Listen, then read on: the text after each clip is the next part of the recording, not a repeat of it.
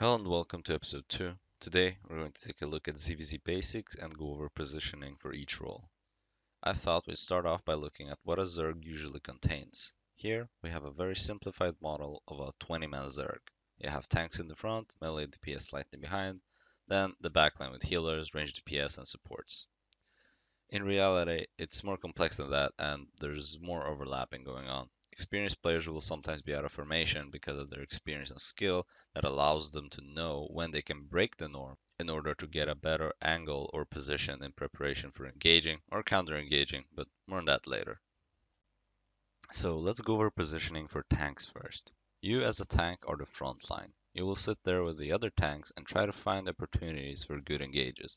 Most often, the shot caller will also be playing tank, and he will be the one calling when to go in. Always, always, and I can't stress this enough, always listen to the shot caller. Even if the call ends up being bad or wrong, if half the party doesn't commit, you will never get anywhere. Remember, you are one unit, you need to act like it. This is a good time to look at a compass because some people struggle with directions. You have north, east, south, and west, or any combination of two of these. When a shot caller calls to retreat in any particular direction, you need to run in that particular direction. There are a few exceptions, of course, though, such as, for example, you get cut off from the rest of the Zerg due to whatever circumstances occur. Luckily, if you ever forget these, there's an in-game compass for reference. Alright, next up, we got melee DPS. To make this simple, let's split this category into two types. You have Galatines, and then you have everything else. Positioning for Galatine players is usually a little scuffed because you need to walk off somewhere, queue some mobs, gain stacks. Often, Galatine players even walk up to the enemy front line and start queuing tanks while the rest is doing the Mexican standoff. But you need to look for any opportunities you can to have your queue stacks up. Obviously, don't overextend and risk dying due to it. One big reason for Galatines being so far up compared to other melees is that they often use mage sandals. That means that you don't really have any mobility other than a small movement speed boost from Q stacks. You can't sprint in and drop your E like others, so you have to be at the front line. For other melee DPS, and especially beginners, I suggest sitting slightly behind the tank line. A good rule of thumb is to pay attention to your grove keepers. If you see them use their sprints, you should probably do the same. Okay, let's talk about range DPS because even though the fundamentals stay the same, engage when your tanks do, etc., there's two big differences that you need to keep in mind. Number one, be careful what angle you drop from. Imagine the following scenario where your tanks engage, you as a range DPS run up and try dropping on the first clump you see. You don't kill them, suddenly they counter engage you and half the party dies. What went wrong here, you might ask? Well, a lot of things. Let's go over it one step at a time.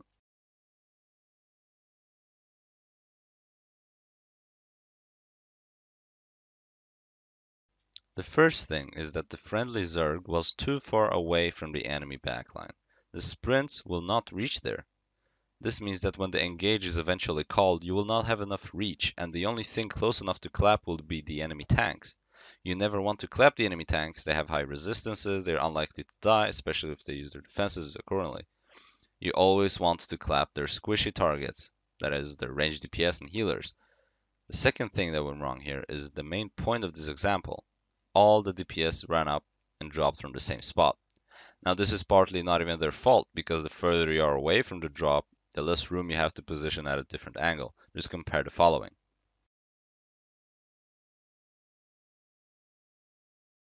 Anyway, the biggest takeaway from this is that if all the DPS run and drop from the same place, you will get clapped. The enemy grove keepers will instantly capitalize on that. And what happened in this example is that while our DPS was trying to tickle the enemy tanks, their grove jumped in and two Galatines wiped half a party. This is a real example from a past ZvZ with it. Now, there's definitely a lot more that could be said about this specific example and other ways we could have avoided this, but one way was being closer to the enemy in the first place, so our DPS had more angles to take while engaging, whether it was over the wall or deep inside the territory.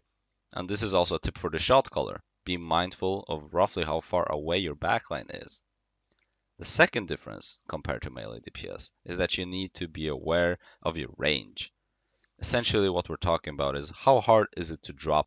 Something like whaling, for example, has a long range, near instant cast time, pretty easy. You can drop your E and be on your way to reposition, depending on how the engage went. Now, if you're playing Brimstone on the other hand, you have a slightly shorter range, you have a longer cast time, so inherently you put yourself at more risk than a Wailing, so you need to be mindful of that. I'd like to categorize range DPS into two classes. You have clap weapons such as Wailing and Brimstone, where you use your E and you get away. But then you also have channeled weapons such as, for example, Siege Bow and Longbow. If you're using a channel weapon, the number one tip I would give is that you don't always need to commit to the full channel. Sometimes canceling it halfway through is the smart thing to do. Now, just to summarize, as a range DPS, you need to find unique angles. You should not clump and don't all drop from the same spot. You need to drop your E and move on. Don't stay there and look how many you killed. The second you drop your E, you need to watch for the enemy tanks. Pay attention to it. Do you need to use your knight helmets or other defensives in case of a counter engage? Alright, now let's talk about healers. Your job is to save your allies when they eventually fuck up the things we just talked about. No, but there'll be times where your Zerg will get in trouble and get clapped. If you're a beginner healer, a good rule of thumb is to stay behind your ranged DPS.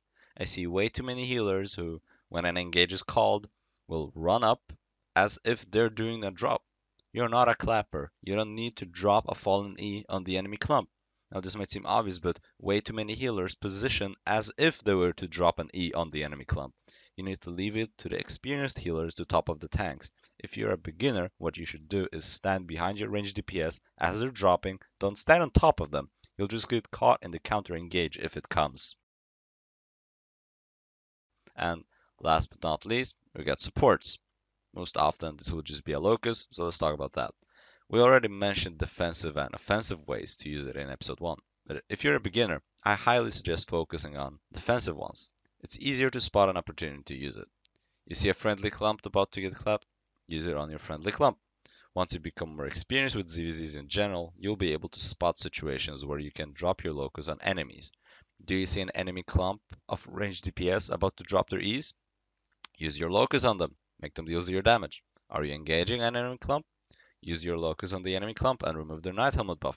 For example, in terms of positioning, you have a lot more freedom as a Locus. If you're following the advice of using the Locus defensively, then you should position roughly the same as the backline healers. When you get more experience though, as a Locus, you'll realize that, honestly, you can go wherever you want. You are more independent, you're like the healers in a way. You don't have to drop your E whenever the shot caller calls to engage.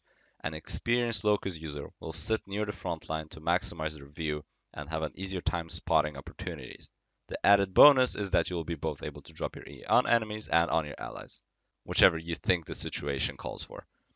Alright, that will be all for this video. Remember to pay attention to your positioning relative to your Zerg and the enemy Zerg, and you'll be fine. In the next few episodes, we'll go over in depth each individual role and look at many examples and analyze footage from expert ZvZers. Thank you for watching.